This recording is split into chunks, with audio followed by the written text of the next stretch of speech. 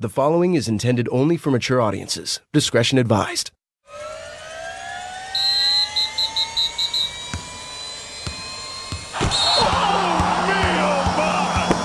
This is the Detroit Sports Podcast Network.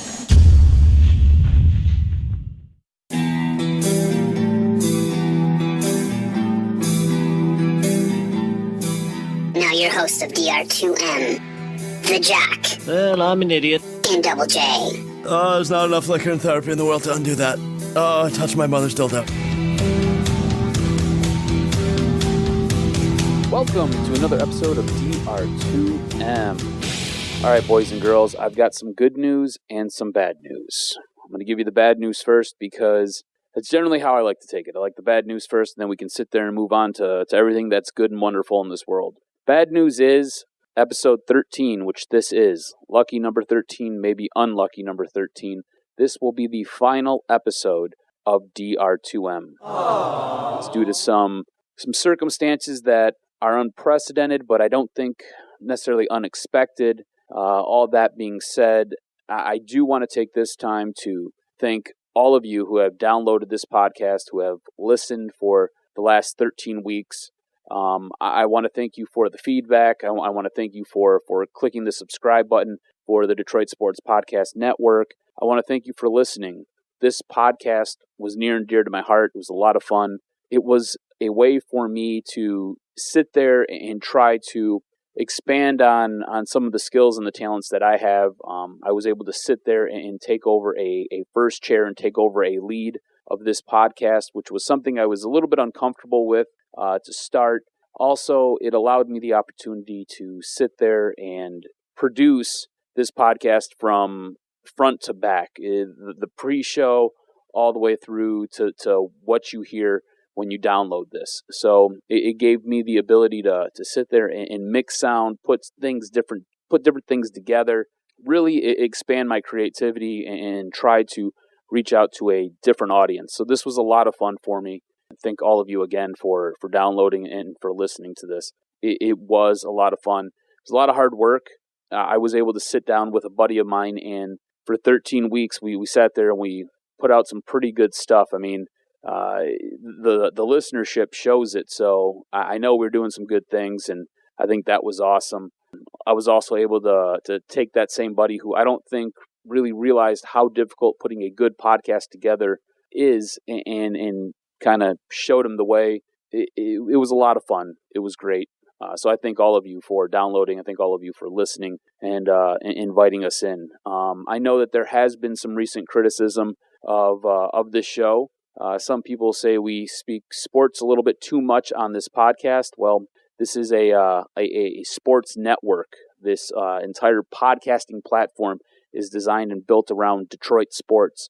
So having to work sports into a show every single week was part of the criteria, something that we had to do, something that we wanted to do. And I mean, it's just kind of the way it is. So if you thought we talked sports too much, sorry about that. Also, some feedback was it got a little bit too political at times. Well, I'm not sure if your head's been buried in the sand or if you just haven't been paying attention too much, but politics and sports have been crossing over now quite a bit, and one goes hand in hand with the other. We have to talk about it. It's the top story that's basically leading everything and anything.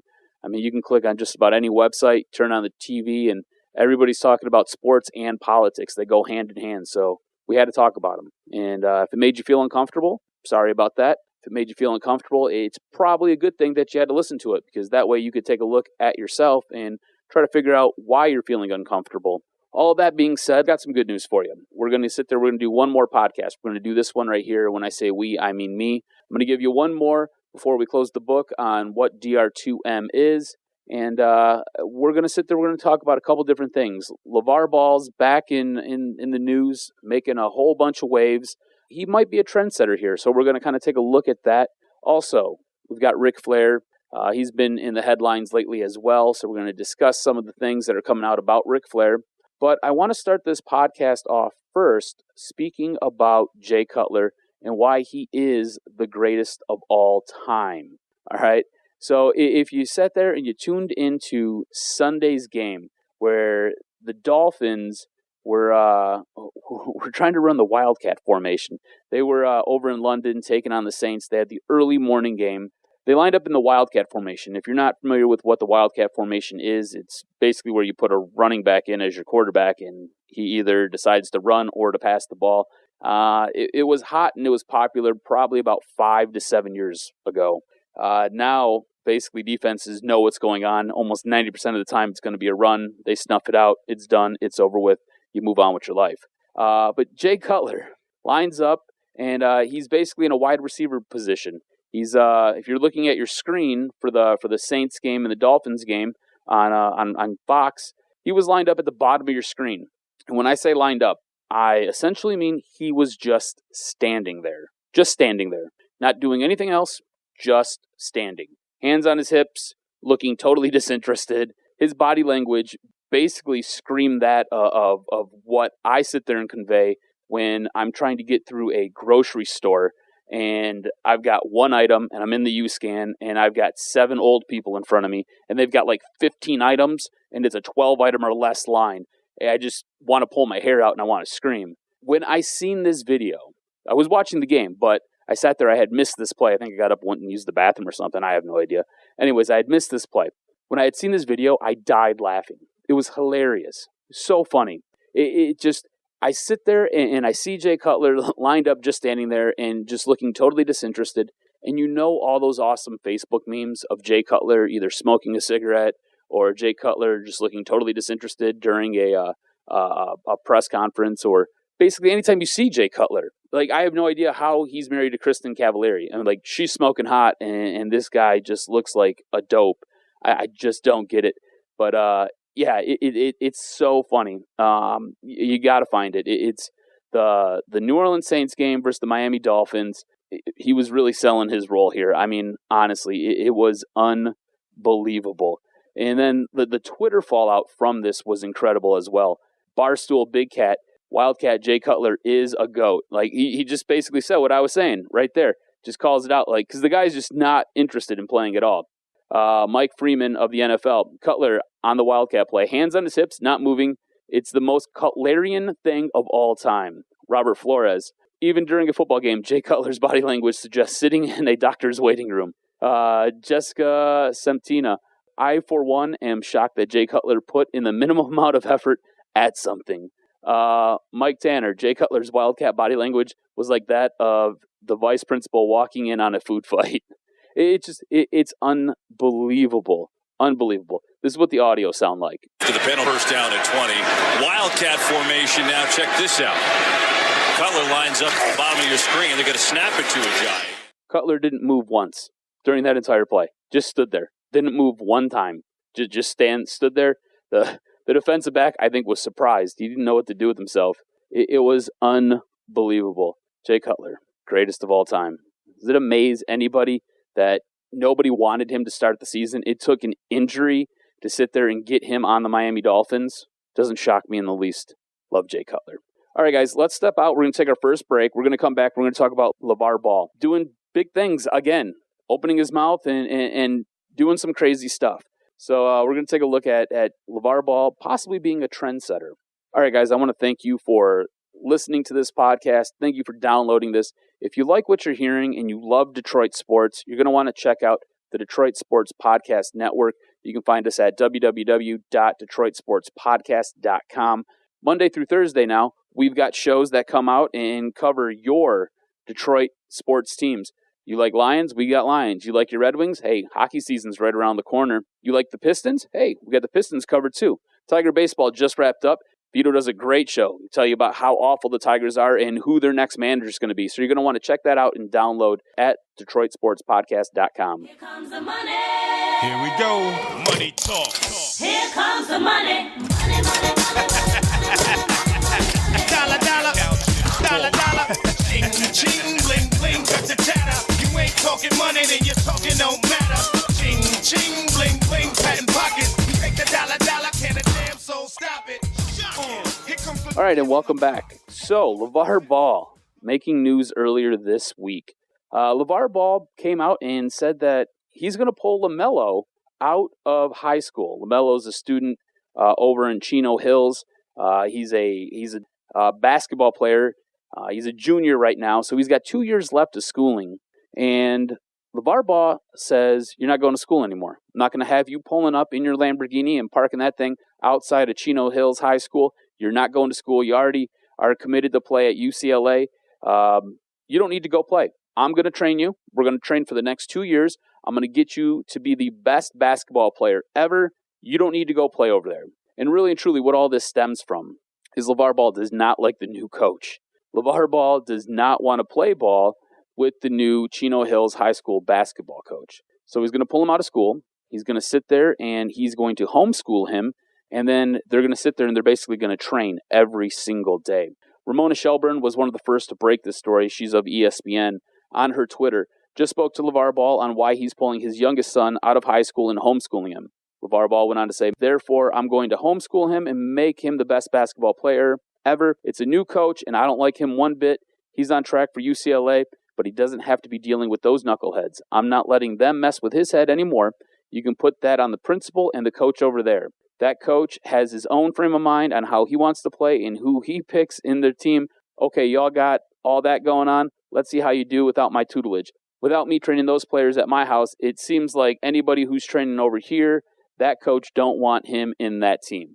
So basically, the high school coach wants to run his own team, and LaVar wants to run the team the way he wants to run it. I don't know if any of you have ever played college athletics or even high school athletics, maybe even just athletics, period. Usually your coach runs the team. Your coach picks the players, runs the lineup, and puts the team out there. And you basically do what your coach wants you to do. LaVar Ball apparently thinks he's the coach. It's not how it's working, man. Like, I don't know what he's thinking. I don't know where his head's at. From what it sounds like, the high school head coach, Dennis Lattimore, who took over for Chino Hills High School earlier this year after the previous coach, who had a ton of run-ins with LaVar, was fired. He had made a comment that all those 50-shot games, those are going to stop, and that really pissed off LaVar Ball. LaVar wants LaMelo to sit there and basically dominate on the court, wants him to be the number one guy out there, wants him to sit there and crank up a bunch of shots, and basically wants him to I guess, look better for everybody else in Division I. I mean, it's perplexing to me, to say the least. It's absolutely perplexing to me, to say the least. Ramona Shelburne was able to catch up with LaVar Ball at a basketball game here, and this is courtesy of ESPN. So just take a listen to this. Hey, so that's 2 high school coaches in, 6 months? 2 high school coaches in 2 months. And they ain't got it yet. All you got to do is do like Coach Bay, get along with me, and guess what? You go 35-0. When you try to do it your way, goodbye. So most people play in high school because they like to play in high school, right? Exactly. But if you don't like the coach, who cares? You just want to play if you play basketball. I got a better plan for this. So are you going to teach him yourself? Math, science, English? Lonzo, Jello, and all them. Don't act like I can't be educated too. You taught them math, science, or you taught them basketball? Sociology. The only difference is with Melo, when he does geography, he's really going to be there. He's going to be in China, Italy, he's going to be all over there. So you think does this affect whether he goes to UCLA or not? No, this ain't going to affect him going to UCLA. We're still in high school. We just going to homeschool for 2 years. So where does he get games in? Where does he get games in? What? Where does he get games in? I can get him the best game every day. All the fact, I just got to go down to the hood, say, who want to ball with my son? And it'd be ex-pros, D1 guys, JC guys who don't want to study, say, hey, I'm coming up there right now. Now, it ain't going to be no problem finding no games. What was the high school coach doing that you didn't like? He started coming in there. He told Melo, them 50 shots a game, you ain't got to worry about those no more. He came in with his own mindset like he going to change the whole program. I told him we lost 3 games in 3 years. Come on, man. What are you bringing to the table? So, and some would say he's just coaching. He's not even coaching. He's just riding on my boy's coattail. Where'd he come from? He said he played at Arizona. He said he played at Notre Dame, but he didn't tell nobody he sat on the bench the whole time and had to transfer so he went to Helmstead or something like that. Nobody know about that school. So my general thought is whoever takes that job job knows that they got to deal with you. Why would somebody take the job? Everybody knows when they take that job, they got to deal with me. Who do they think built the program? Nobody knows about Chino Hills if the ball boys ain't there. And I started off by saying, you know what? My son ain't going to Modern Day and all these other schools. They're going to be right around the corner. Now, if you listen and get along with me, you're going to be undefeated. But once you want to do it your way and have your name on it and say, hey, it's me who did it, you're going to fall down. Does it feel like a risk to you to take him out of high school, though, miss out on all that? Miss out on what?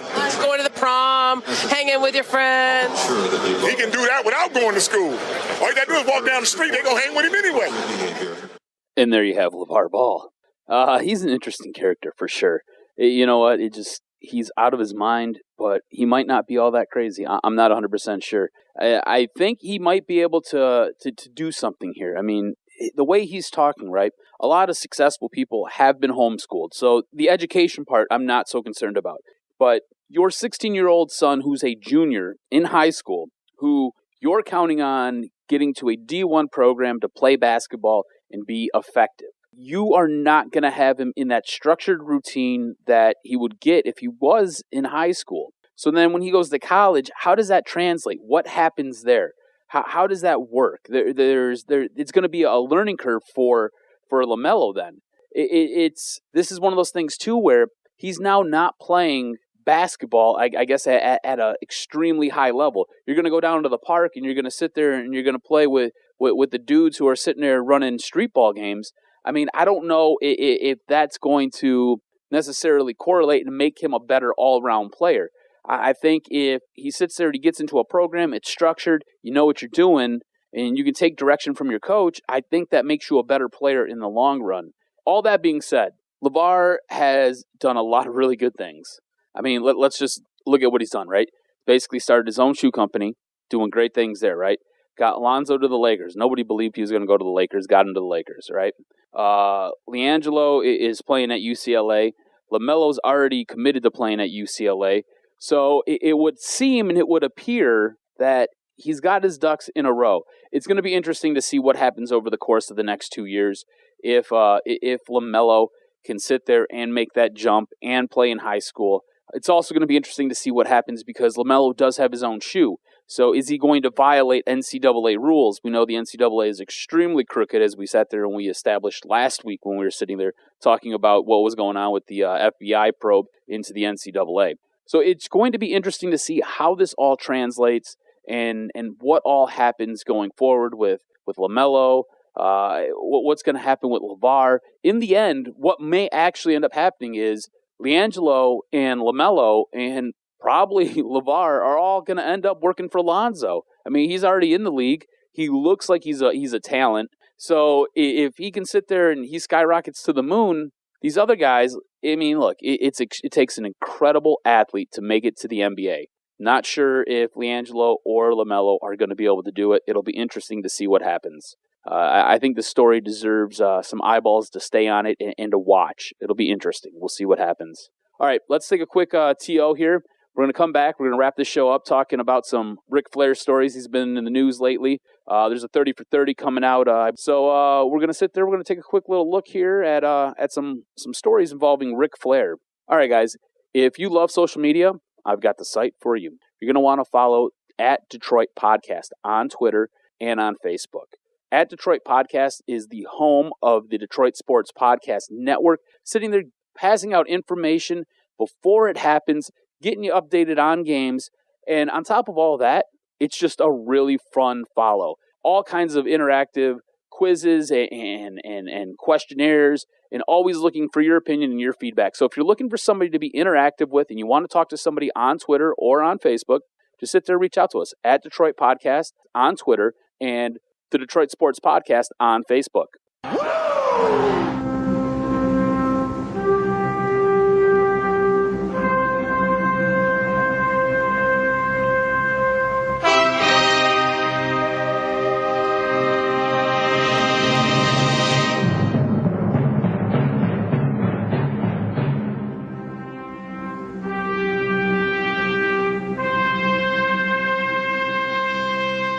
All right, guys, welcome back.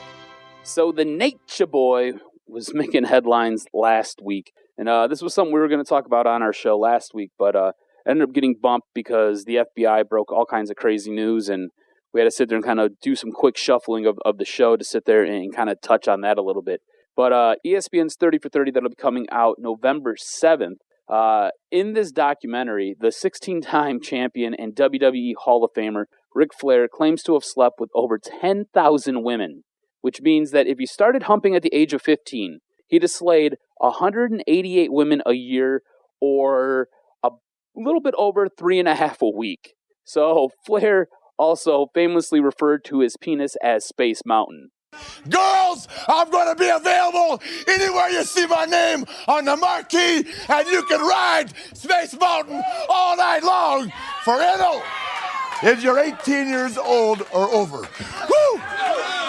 That's the world champion, the one, the only, Ric Flair. We're coming right back. Yeah, that's your world champion. Woo! Ric Flair. I love how he dropped in the line, if you're 18. Conversely, Wilt Chamberlain claims to have slept with over 20,000 women. So, I mean, both these dudes just getting around. Ric Flair later came out, and after this line from the ESPN 30 for 30 was made public, he said that he wished he hadn't slept with that many women. He claims that he doesn't like, he wishes he was more of a family man and he had stayed home and was a better father. Blows my mind that he was able to sit there and sleep with this many women. Doesn't necessarily surprise me, though. Ric Flair, if you're a wrestling fan, was the party guy. He was the life of the party. Like, you didn't party unless it was a Ric Flair party. It was absolutely insane. And on top of that, according to Tony Schiavone, if you don't know who Tony Schiavone is, if you were ever a fan of WCW, he was the ringside announcer for WCW. He goes on to tell this great story about Ric Flair and his monster wiener. Basically, he refers to it as the baby's arm holding an apple. It just incredible. Ric Flair was usually hammered out of his mind back in the day, and that led to some health problems that he was dealing with recently. But he was also a little bit of an exhibitionist. I have the Ric Flair / Black Scorpion / Terry Runnels / Tony Schiavone St. Louis Marriott Airport story. Can't beat I have this. the most famous one. Let's do it. It got to a point, now we're talking 1991 now. And I had gone through the 80s, kind of hanging out with Flair and Arn, Tully, Barry Windham. And then I went and worked for events for a year. So I kind of removed myself from the boys because I wasn't traveling with them anymore. So I came back. I kind of started traveling with the announcers and not traveling with the boys anymore. But Flair would always say, Schiavone, tonight we're going to do something. And I would say, go fuck yourself or whatever. I'm not going to do that. So he called my room at the after Starrcade when he became the Black Scorpion. So he called my room and he said, I want you to come up here a second. And I knew he was very drunk. I can't remember where I had been, or maybe I had stayed at the building late or whatever. And I said, I'm not coming up. He said, if you don't come up, I will find out where you are and I'll come down and embarrass your ass. So I said, okay, what room number are you in? And so I went up to his room. The door was ajar. He said, come in. And I came in. He had the mask on and he had the robe on. And he said, in the Black Scorpion bullshit voice that Ole really did, he didn't. He said, Sting, how can you contend with this? And he opened up the robe and he was butt-ass naked, but he had a hard on. Oh, my gosh. Okay. And if anybody, this was my first time of seeing the baby's arm. Oh. First time. Okay. And it's really hard to describe it. Really hard to describe it. Listen to you. It is. For somebody who has nothing but a little half-inch Vienna sausage like I do, and somebody who had only seen things like this in porn movies, to see something this big and this large, it's kind of shocking. Arn Anderson described it as a baby's arm holding an apple, right? My goodness. So thank you to Tony Schiavone's podcast with Conrad there. Tony Schiavone would continue to go on and tell more of the story of what happened that night, this time with Terry Reynolds. And if you don't remember Terry Reynolds, she ended up coming to WWE. She was with Goldust. She was always my favorite. I wouldn't call her a diva, but she was one of my favorite valets walking to the ring because she was smoking hot. But this is funny. This is really, really funny. This is funny, but fuck you, I'm going to bed. So I go downstairs, and now I get another phone call, and it's Terry Runnels. This was prior to her being Terry Runnels, prior to her being Marlena. Sure. She had just worked for us.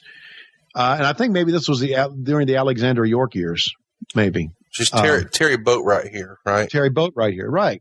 Terry calls me, and she says, I'm up in Rick's room.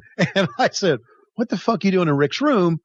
And she said, well, I was told that we were going to go to a party, and I was putting my bag in Rick's room.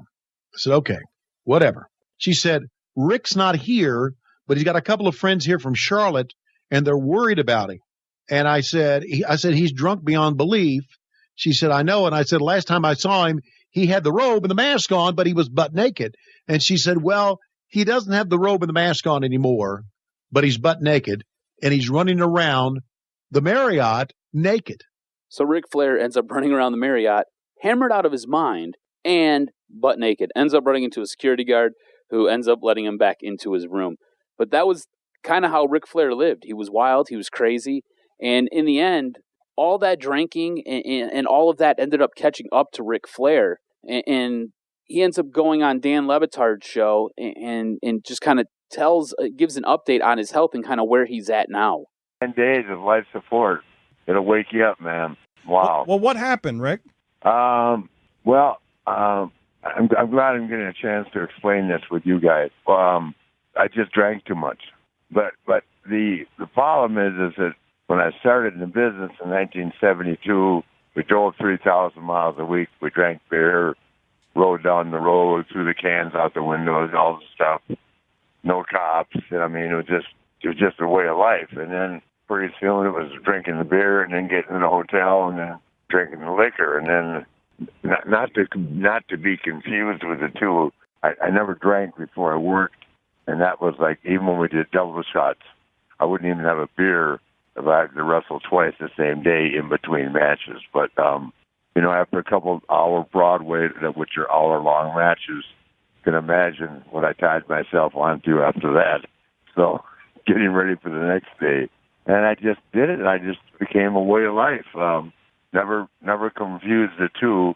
Never drank while I was working, but what was happening here, Rick? Excuse me, forgive me for interrupting you, but what happened that you got to the point that you got? Did you have an alcohol overdose, or did you have kidney failure? What happened? No, I just I guess it would be like if you're ready for this, it'd be like putting because I've done all the math and figured it out with my accountant between 3,700 and 4,000 calories worth of booze, soda, a splash of cranberry in my body every day, like 20 drinks a day. 20 drinks a day, almost 4,000 calories. Most people only eat about 2,000 calories. He was basically consuming double that in just liquor and booze. Basically every organ in his body shut down, everything but his liver, which makes no sense to me how his liver was able to sit there and survive. It has to be basically covered in formaldehyde. That's the only way that the booze didn't pierce the liver and just ruin it. But the rest of his organs basically shut down. He was on life support for 10 days. He goes on to basically say that he could hear people in the room talking about how he might die, and he said it scared the crap out of him.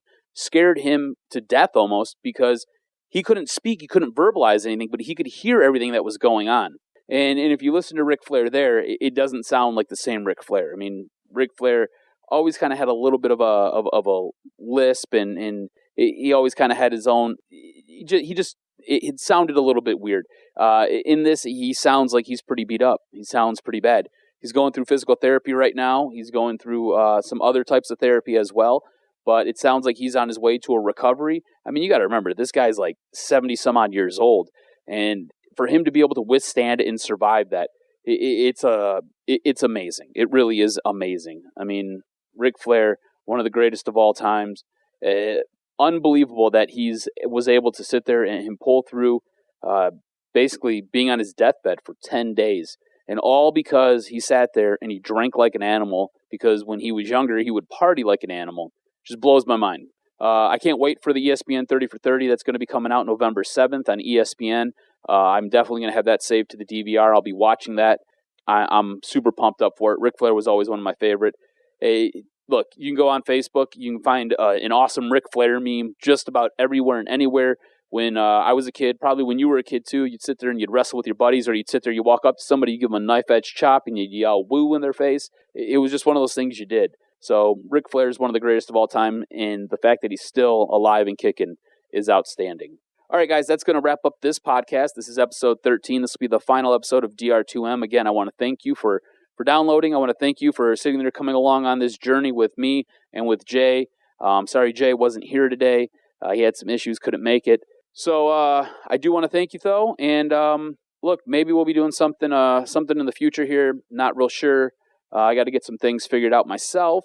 But maybe I'll be doing a little one-off where I sit there and I just kind of build out and elaborate on different things that me and John talk about. And if you don't know who John is, you want to check out the Doc and Jock podcast that drops every single Thursday.